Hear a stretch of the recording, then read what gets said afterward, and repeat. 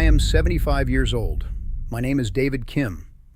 In 1971, I worked the lighting board on The Tonight Show at NBC in Burbank. I was in the booth above the stage the night it happened. I had a clear view of everything, the whole couch, the whole floor. I watched it from up there, and I have never been asked to sign anything saying I could not talk about it. So I am going to talk about it now. What started as a segment about karate turned into 11 seconds of live television that NBC pulled before the West Coast could see it. This is what was on that tape, and why they didn't want you to see it. The Tonight Show in 1971 ran 5 nights a week out of NBC studios in Burbank. From the lighting booth, you could see everything. The desk, the couch, the cameras, the audience, the backstage entrances. You could see faces clearly. You could hear raised voices. And when something happened that was not supposed to happen, you had the best seat in the building for it. Johnny Carson was the kind of host who made chaos look like he planned it. 30 years in television, and he had a gift for finding the right thing to say exactly when the room needed it most. I watched him do it hundreds of times from that booth. But there were nights when even Johnny could not get ahead of what was happening on his own stage. October 1971 was one of those nights. The segment had been booked by Fred de Cordova, the producer. He had been reading about the growth of competitive karate in America. Women's karate specifically. There was a woman who had been winning tournaments up and down the West Coast for 3 years. Someone the martial arts press was calling one of the most technically precise competitors in the country, and Fred thought she would make good television.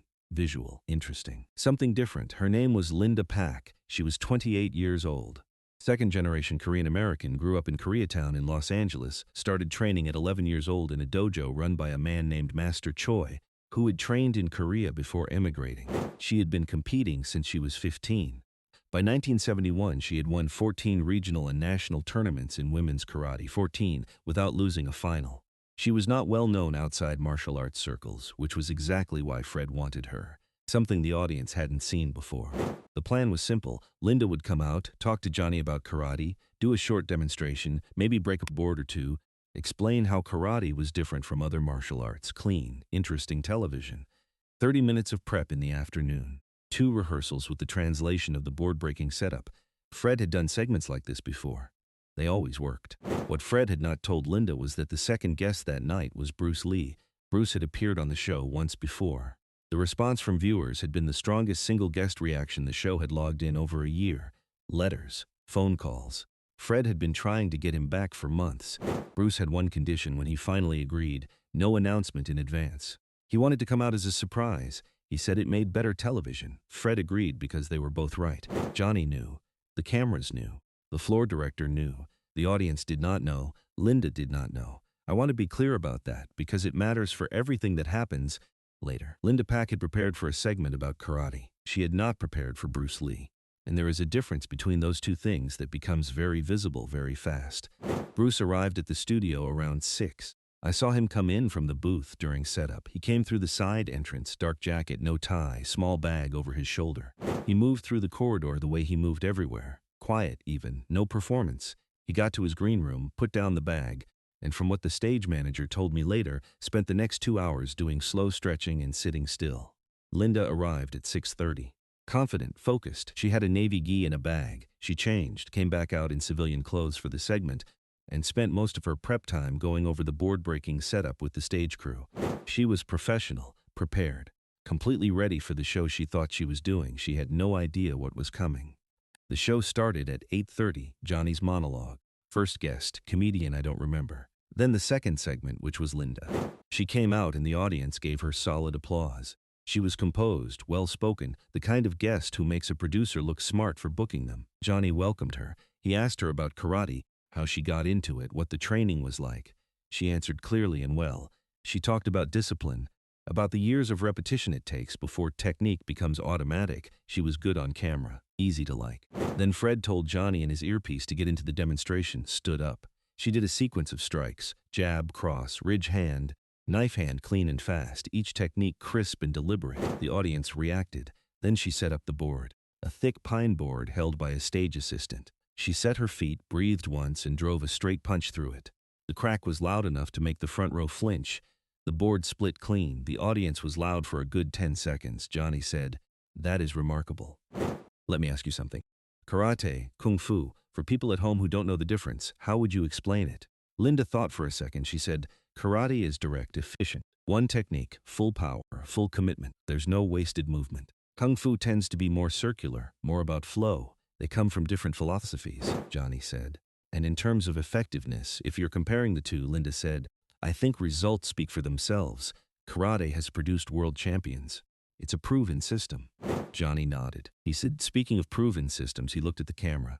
I have a guest backstage who has some thoughts on that topic. Ladies and gentlemen, Bruce Lee. The curtain opened. What happened in that studio audience in the next 3 seconds is the thing I always describe first. It was not screaming. It was not the roar you hear when a very famous person walks out. It was a wave, a sound that started somewhere in the middle of the room and spread outward as people registered what they were seeing and told the person next to them with their reaction before they could say a word. The wave moved from center to the edges in about 3 seconds, and by the end of it, the whole room was making noise. Bruce walked out, shook Johnny's hand, sat down in the chair at the near end of the couch. He looked at Linda and smiled. Easy. The kind of smile that says hello and nothing behind it. Linda looked at him. Her expression did not change much. She knew who he was. I could tell from the slight adjustment in how she was sitting, the way she straightened slightly. But she did not look impressed. She looked like someone who had just been handed a new piece of information and was deciding what to do with it. That look is the first thing I noticed, and if you thought that look was something, what came out of her mouth 20 minutes later was something else entirely. Johnny said, Bruce, you just heard Linda's take on karate versus kung fu. Your reaction? Bruce said, she's right about the directness. Karate is efficient. The commitment to a single technique with full power, there's real value in that. Linda nodded, neutral. Johnny said, but?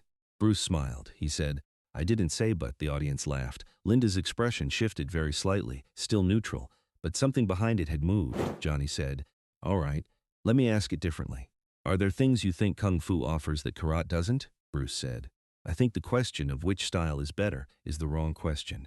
Every style has things worth learning. The mistake is believing that what you've trained is the whole picture. Linda said, that's an easy thing to say when you're not competing. The room went a little quieter, not silent, but quieter.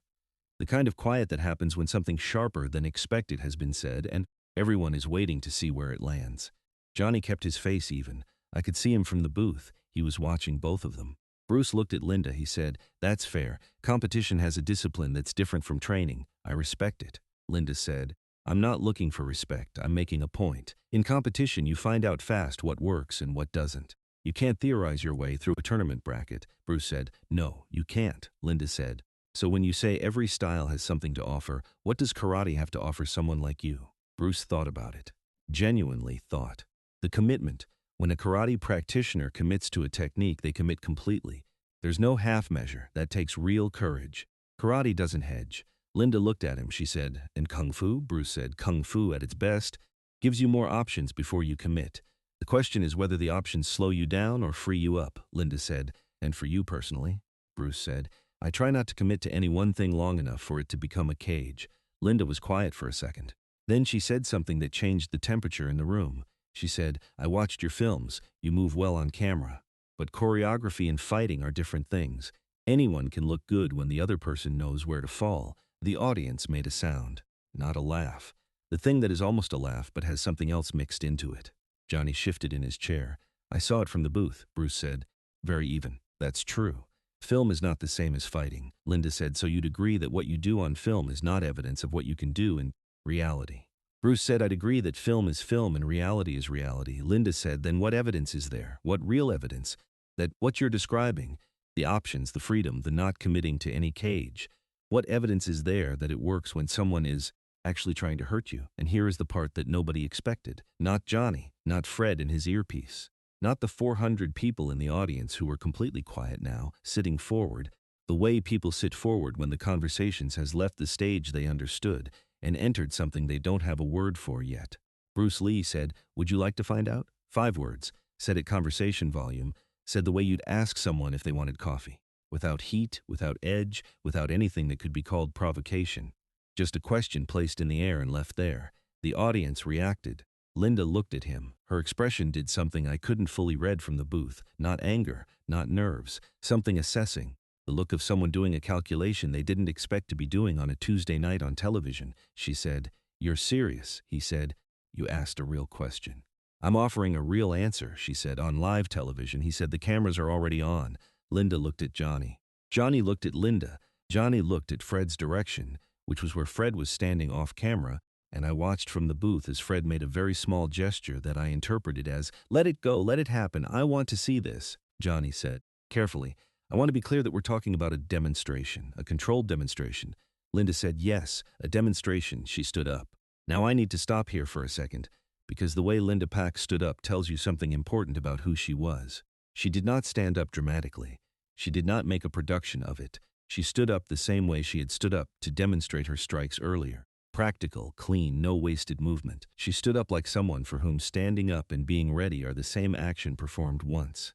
She was not showing off. She was not performing for the audience. She stood up because she had decided to do a thing, and standing up was the first step. That composure, I respected it then, and I still respect it now. Whatever happened next, Linda Pack was not a fool, and she was not reckless. She was a 14-time tournament champion who had been told to prove her point and had decided to prove it. What she did not know, and this is the thing I've thought about the most in 50 years, what she did not know was that Bruce Lee had been thinking about this since the moment she sat down. Maybe before. Maybe since he read the segment rundown that afternoon. Every word of the conversation had been part of his preparation, not for the conversation, for what came after it. She moved to the open area in front of the couch. Bruce stood up. He moved to the same area, about 8 feet from her, and turned to face her. From the booth, the image was something I have never forgotten. Linda in her civilian clothes, feet already settling into the slight stagger of a karate stance out of pure muscle memory. Bruce in his dark jacket, hands loose at his sides, weight distributed in a way that looked almost casual.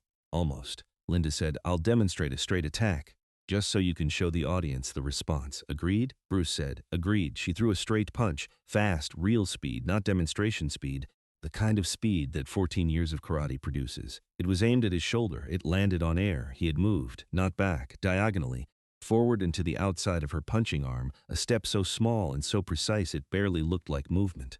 Her arm went past his shoulder, and he was now beside her, slightly behind her center line, and his hand was at her wrist. A touch so light it was almost nothing, but the nothing had weight to it. Linda felt it. She pulled her arm back and reset, and I could see from the booth that her evaluation had changed. Not her confidence, her evaluation. She was recalculating what she was working with. She threw a roundhouse kick, left leg, head height, clean and fast, exactly the kind of technique that had finished 14 tournament finals. Bruce ducked, not a dramatic duck, a small drop of the head, maybe 4 inches, enough to let the kick pass over him, and as it passed, he rose back up and his right hand came forward and touched her ribs. 2 fingers, open hand. Light enough that if you were watching from the audience, you might not have seen the contact at all. Linda lowered her leg and looked at him. He stepped back, hands at his sides again, same posture as before, as if nothing had happened or as if what had happened required exactly as much effort as pouring a glass of water. And if you thought that exchange was something, what she did next made the whole room stop breathing. She reset. She breathed once, and instead of technique, instead of a specific strike or kick, she rushed him, both arms forward, going for the clinch, the kind of close-range grappling move that takes technique out of the equation and makes it about weight and leverage and forward momentum. It was a smart call. In a real fight, maybe the right call. It did not work. Bruce sidestepped. So simple I almost missed it from the booth.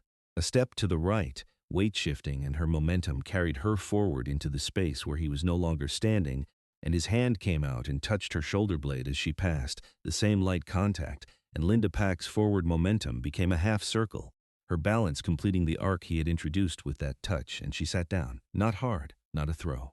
She sat down the way water finds the lowest point in a room, her right knee and left hand on the carpet of the Tonight Show stage, completely unharmed, completely bewildered, looking at the floor for a second as if checking whether the floor was responsible. The studio went silent, 400 people in complete silence. I could hear the ventilation from the booth. I could hear one of the cameras adjusting its focus. Bruce Lee crouched down to her level, not standing over her, down at her level, and he extended his hand. She looked at the hand, then at him. Then she took it and he helped her to her feet, and she was immediately steady, immediately upright, immediately herself. Nothing had hurt her. Whatever he had done had been so precise and so controlled that the only thing it had removed was her balance, briefly, and then it was over. They stood facing each other, 4 feet apart. The audience was still silent. Linda looked at him for a long moment. I watched her face from the booth. I have spent 50 years thinking about what was on it. It was not embarrassment. It was not anger. It was the expression of someone who has just been shown a room in a building they thought they knew completely, a room they did not know existed, and they are standing in the doorway of it trying to understand what they are looking at. She said, quietly enough that the boom mic almost didn't catch it. I didn't feel you move, he said. I know. That's the point. She said, you were already there. I was trying to be where you were going before you got there. The audience started to applaud. Slowly at first, then all at once. 400 people standing up, which I had not seen in the booth in 8 months of working that show. Johnny Carson stood up behind his desk. He said over the applause, I have to tell you, and I mean this, in 9 years of this show I have never seen anything like what I just watched. And I don't know how to follow it, so I'm not going to try. He looked at both of them. He said, are you both all right? Linda nodded. She was already composing herself, pulling the experience back inside somewhere, tucking it away with the efficiency of someone who has taken hits in competition and knows how to process them without falling apart in public. Bruce was already sitting back down. He had a small amount of sweat at his hairline. That was the only physical evidence that anything had happened. Johnny sat back down. He said to Linda, talk to me. What just happened from your end? Linda thought for a moment. She said, I have been fighting for 14 years. I have competed in every major tournament on the West Coast. I have trained with some of the best karate instructors in the country.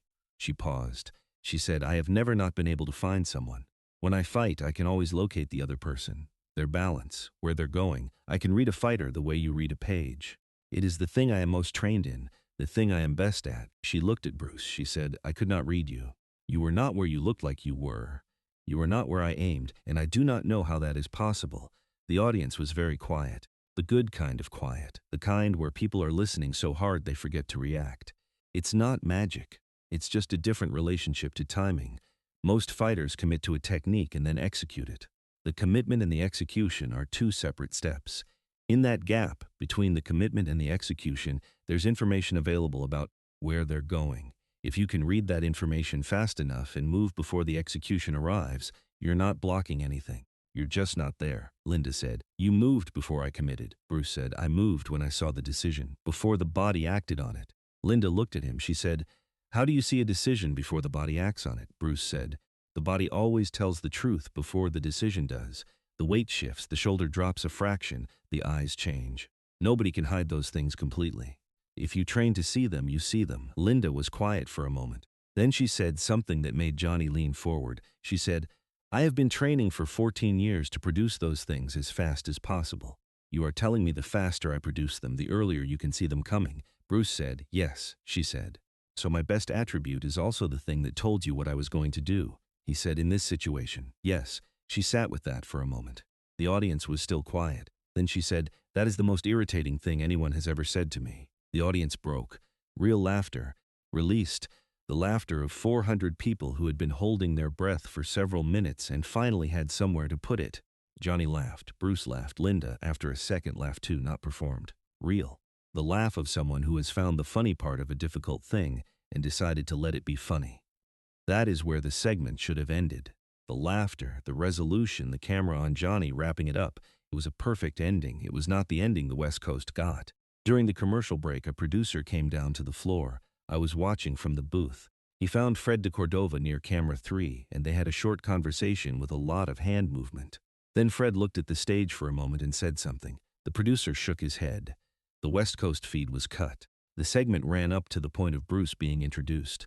Everything after that, Linda's challenge, the exchange, the floor, the conversation, all of it, was replaced with a music performance they moved from later in the show.